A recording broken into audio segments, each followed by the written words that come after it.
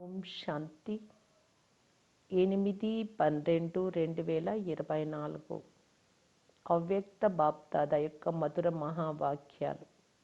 వర్తమాన సమయంలో మీ దయా హృదయాన్ని మరియు దాతా స్వరూపాన్ని ప్రత్యక్షం చేయండి. రివైజ్ 13/2/2003.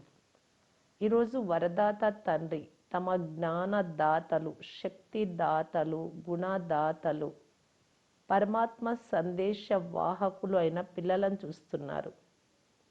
పిల్లలు ప్రతి ఒక్కరూ మాస్టర్ దాతగా ఈ ఆత్మలను బాబాకు సమీపంగా తీసుకువచ్చేందుకు మనస్ఫూర్తిగా ప్రయత్నిస్తున్నారు. విశ్వంలో అనేక రకాల ఆత్మలు ఉన్నారు. కొన్ని ఆత్మలకు జ్ఞానామృతం కావాలి, కొన్ని ఆత్మలకు శక్తి కావాలి, కొంతమందికి గుణాలు కావాలి. పిల్లలైన మీ వద్ద అన్ని ఖజానాలు అఖండంగా ఉన్నాయి. ప్రతి ఒక్క ఆత్మ యొక్క కోరికను పూర్తి చేసేవారు మీరు. రోజు రోజుకు సమయం సమాప్తికి సమీపంగా వస్తున్న కారణంగా ఇప్పుడు ఆత్మలు ఏదైనా క్రొత్త ఆధారాన్ని వెతుకుతున్నారు. ఆత్మలైన మీరు ఆ క్రొత్త ఆధారాన్ని ఇవ్వడానికి నిమిత్తులుగా అయ్యారు. బాప్దాదా పిల్లల ఉత్సాహ ఉల్లాసాలను చూసి సంతోషిస్తూ ఉన్నారు.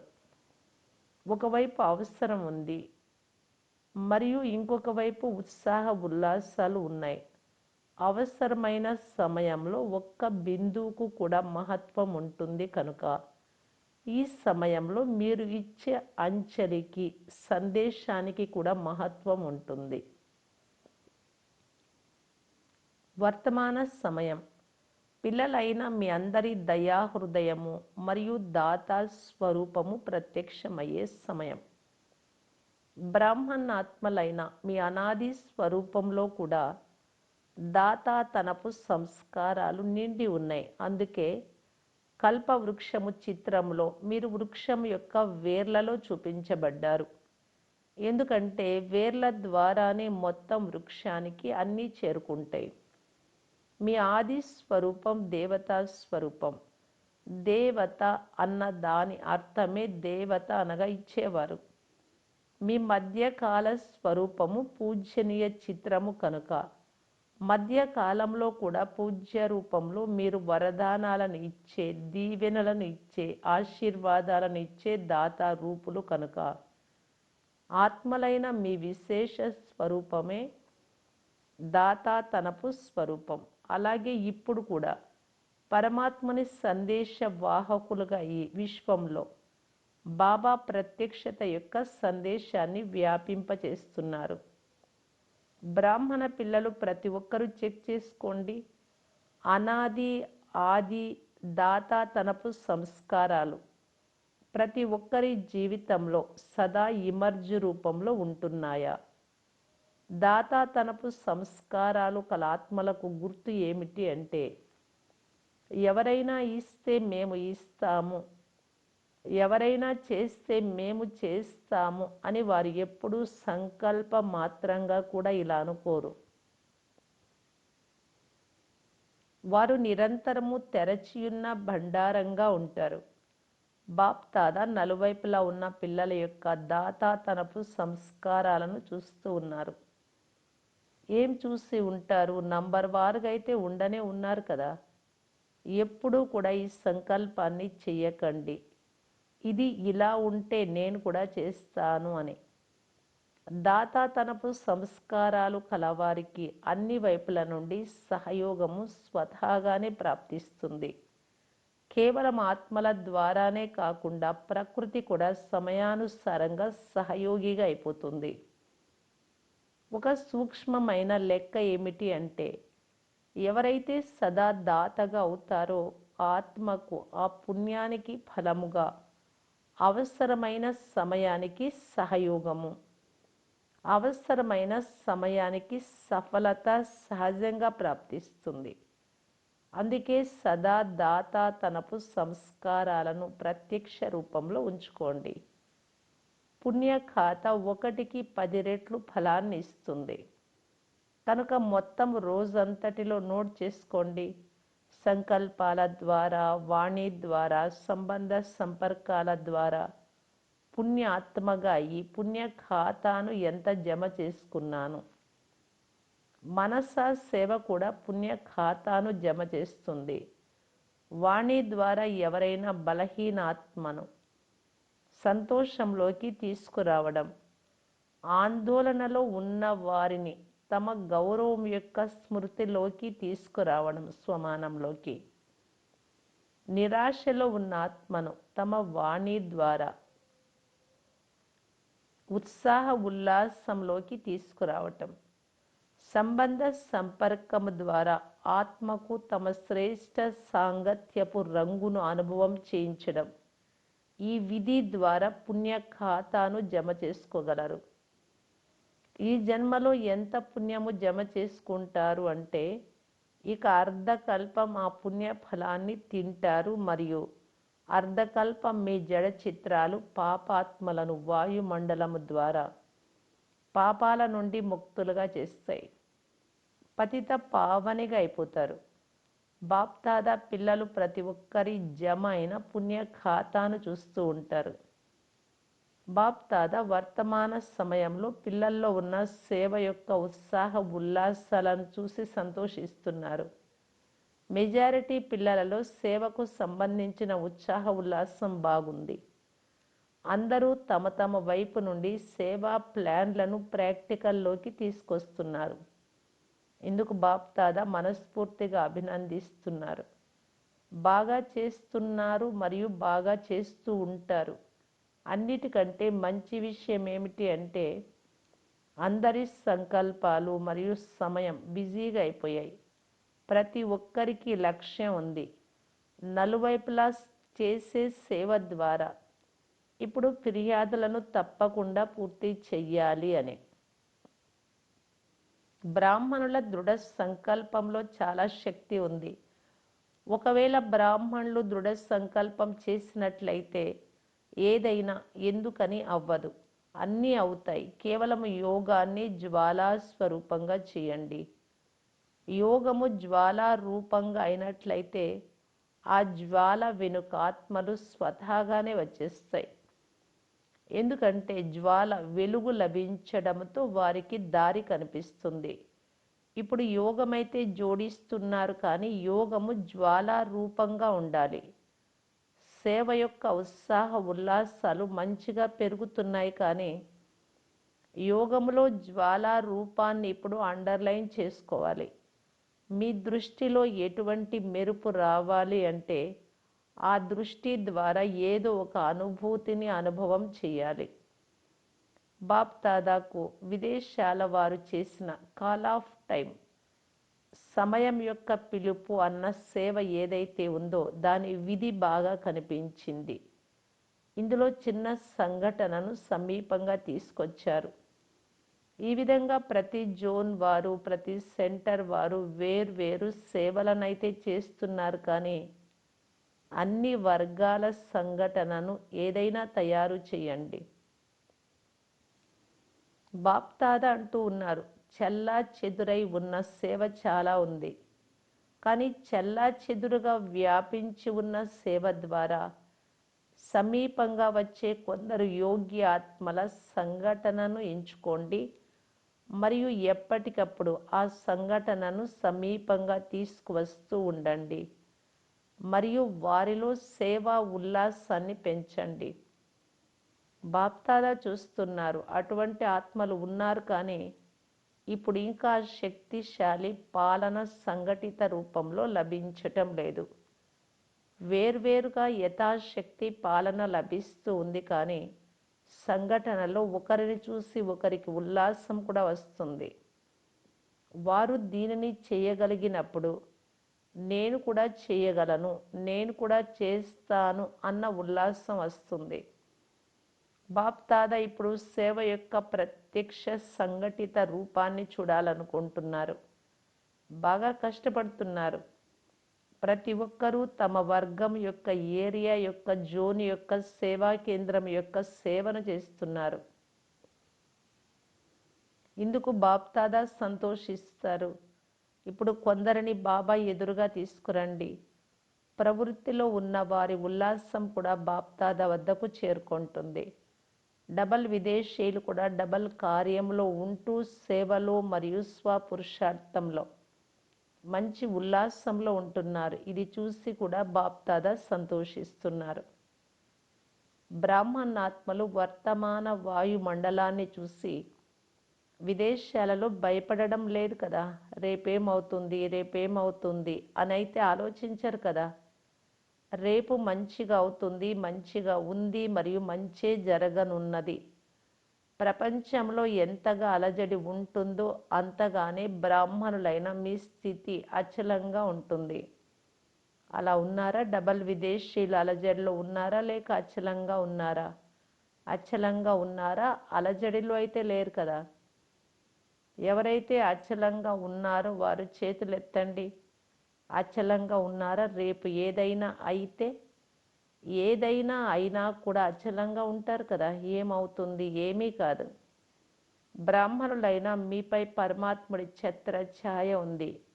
ఏదైనా వాటర్ ప్రూఫ్గా ఉంటే ఎంత వాటర్ ఉన్నా కానీ వాటర్ ప్రూఫ్ ద్వారా వాటర్ ప్రూఫ్గా అంటే తడవకుండా అవుతారు. అలాగే ఎంత అలజడి ఉన్నా సరే బ్రాహ్మణాత్మలు పరమాత్ముడి ఛత్ర ఛాయ క్రింద సదా సురక్షితంగా ఉంటారు.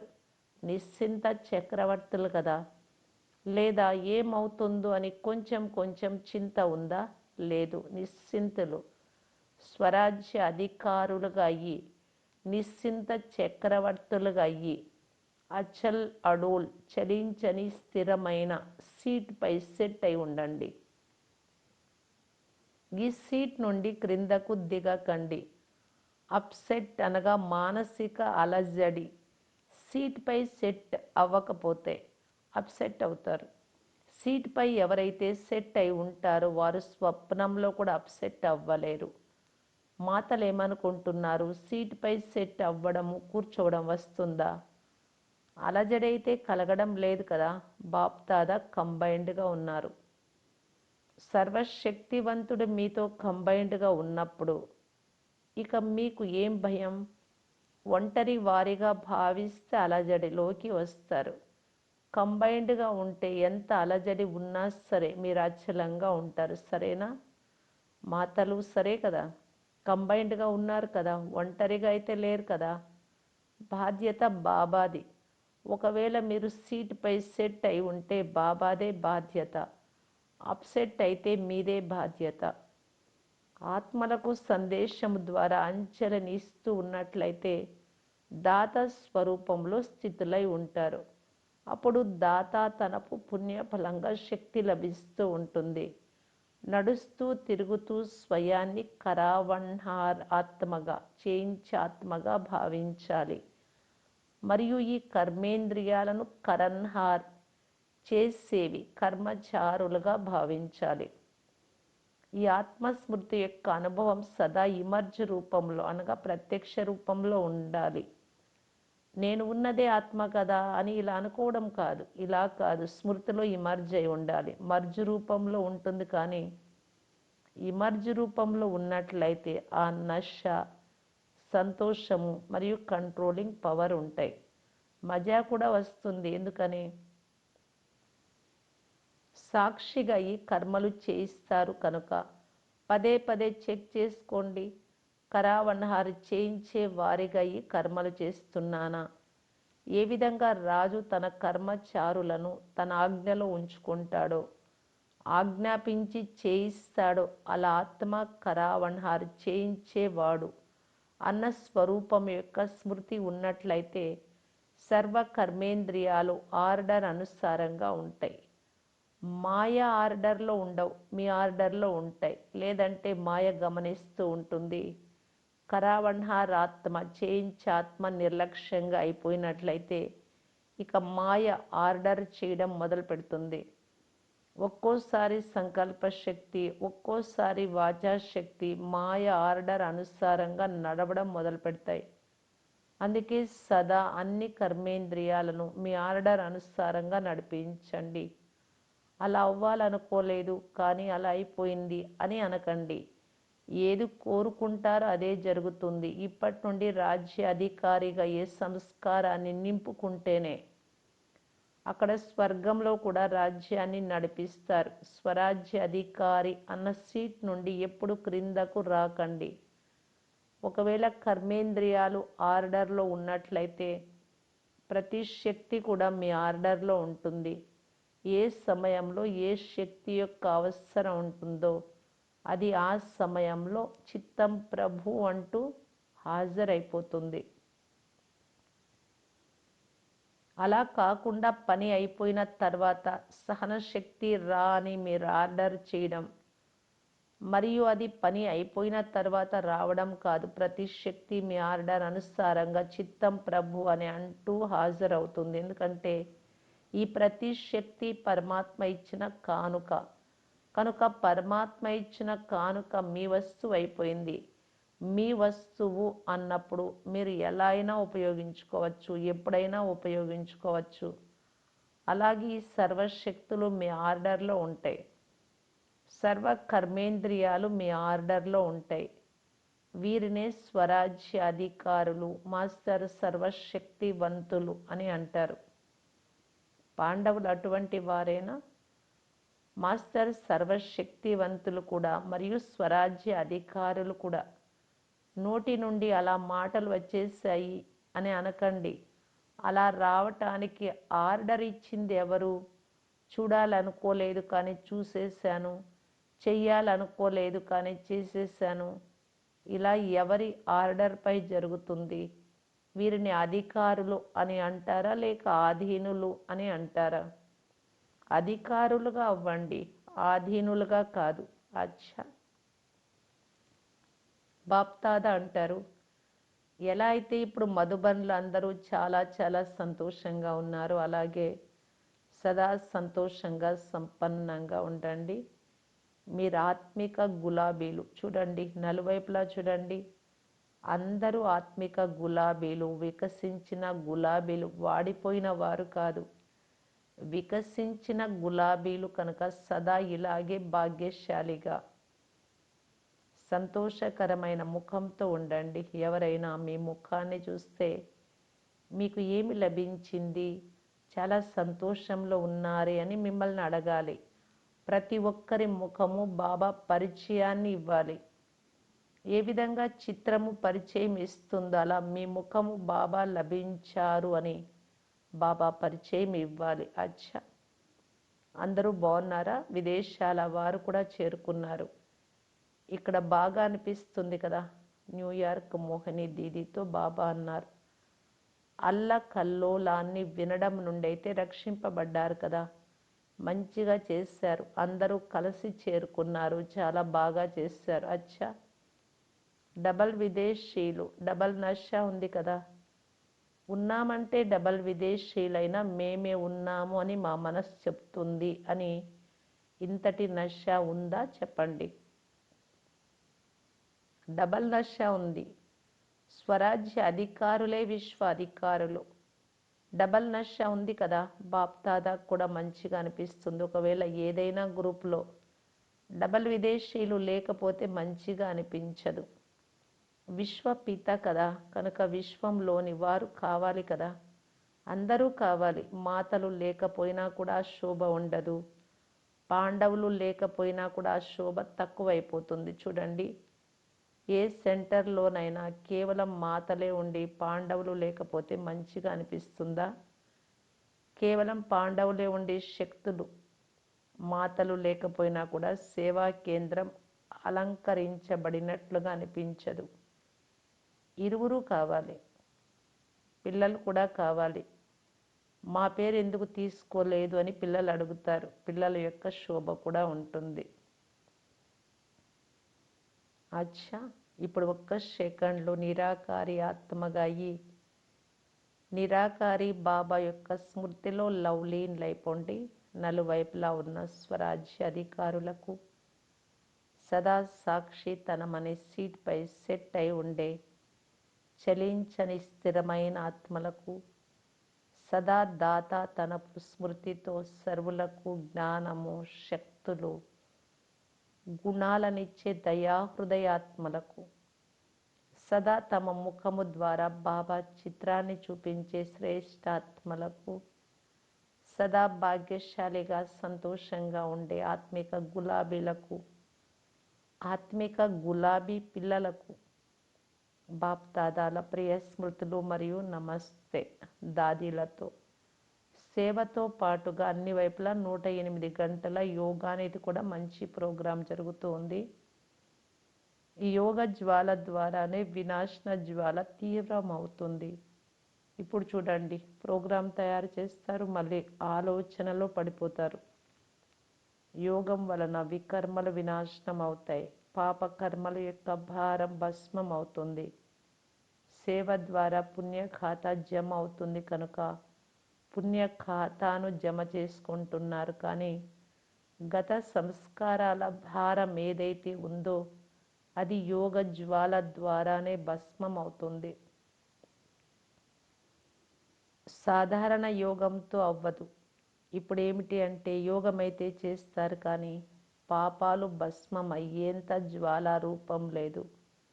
అందుకే కొద్ది సమయం తర్వాత సమాప్తం అవుతుంది, మళ్ళీ వస్తుంది. అందుకే రావణుడిని చూడండి, హతమారుస్తారు, కాలుస్తారు, ఇంకా ఎముకలను కూడా నీటిలో వేసేస్తారు, పూర్తిగా భస్మం అయిపోవాలి అని. గత సంస్కారాలు, బలహీన సంస్కారాలు పూర్తిగా భస్మం అయిపోవాలి. అవి ఇంకా భస్మం అవ్వలేదు. చనిపోతాయి కానీ భస్మం అవ్వటం లేదు. చనిపోయిన తర్వాత మళ్ళీ బ్రతుకుతాయి.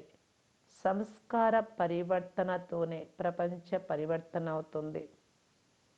ఇప్పుడు సంస్కారాల లీల నడుస్తూ ఉంది. సంస్కారాలు మధ్య మధ్యలో ప్రత్యక్షమవుతూ ఉంటాయి కదా. నామ రూపాలు కూడా అంతమైపోవాలి. సంస్కార పరివర్తన, ఇది విశేషంగా అండర్లైన్ చేయాల్సిన విషయం.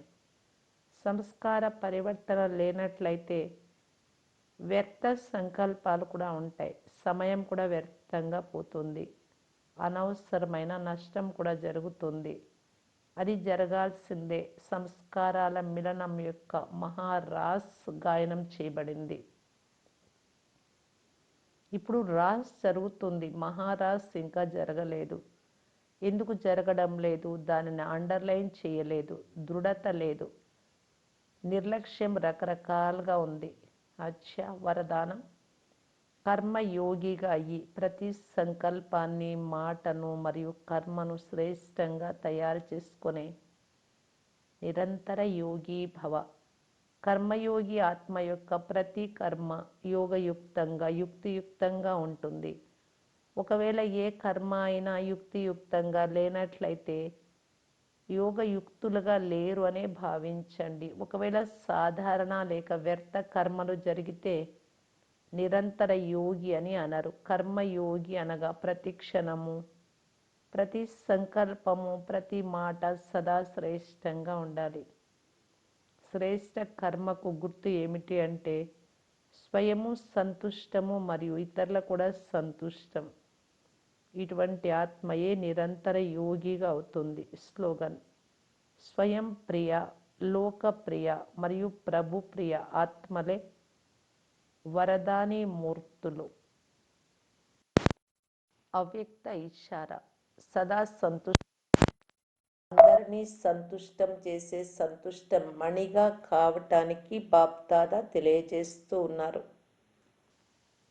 బ్రాహ్మణులు అనగా తెలివైన వారు.